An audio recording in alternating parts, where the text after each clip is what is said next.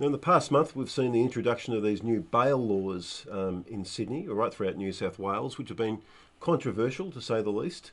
We've seen a lot of prominent people who have been facing charges, both of manslaughter, and now the boss of the Comanchero bikie gang, being released on bail. There's been quite a bit of outrage, particularly among police circles.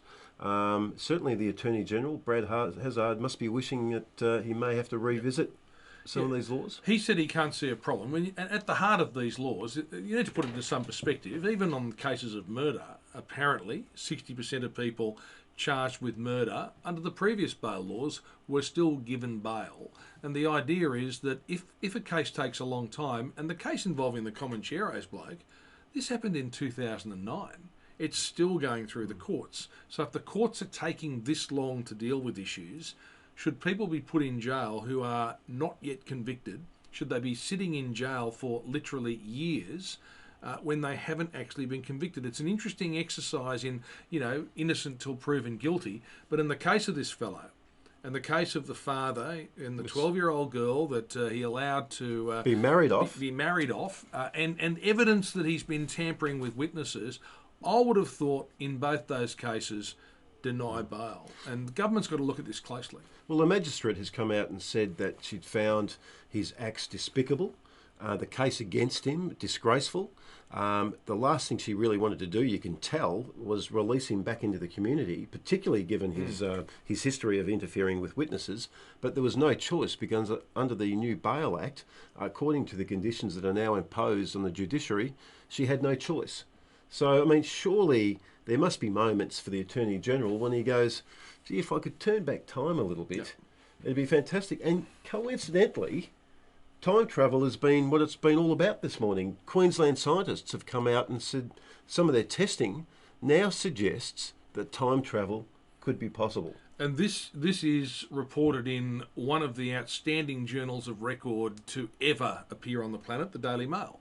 And the Daily Mail is reporting. It's where you this. Publish any great scientific. Well, exactly, discovery. Exactly, the Daily Mail. So now, I'm not a scientist, and I like the idea of time travel, and I think it's fascinating. And I've always thought what I'd do if I went back in time.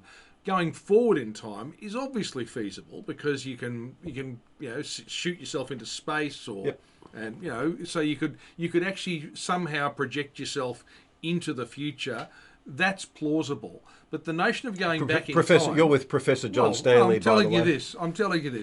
The notion that you go back in time so a younger version of you is living your life, say your family or my mum in the flat that she raised me in is somehow in some parallel world that I could turn up in, that's ridiculous. No, sorry, it's nonsense. It works. Quantum physics, quantum mechanics, it's been shown that the tiniest of particles can actually go back and actually meet their earlier version in the same time continuum. In the same time continuum. Do you like that word? So what's the young Gary doing? How many young continuums are there? I tell you what, if I could go back, I reckon I was about 19 or 20. I'd walk into the bathroom that morning, go up and just tap myself on the shoulder because I was there. I remember the moment. I was there going, is my forehead receding just a little bit? And I was going, no, it can't be right. I'll just ignore that. It'll go away. Well, it went away. I might just tap myself, my younger version, on the shoulder and say, why don't you go down to Ashley and Martin now while there's still enough time? Yeah, well, very good. And there's a plug for Ashley and Martin.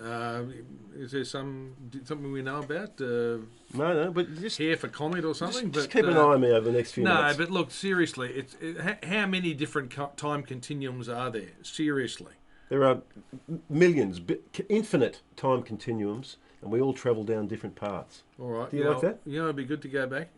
I'd take you back about 3 minutes and you can start this again because I think you're talking rubbish. Yeah, you know what? You're right. Let's do it. Now, these new bail sentencing laws,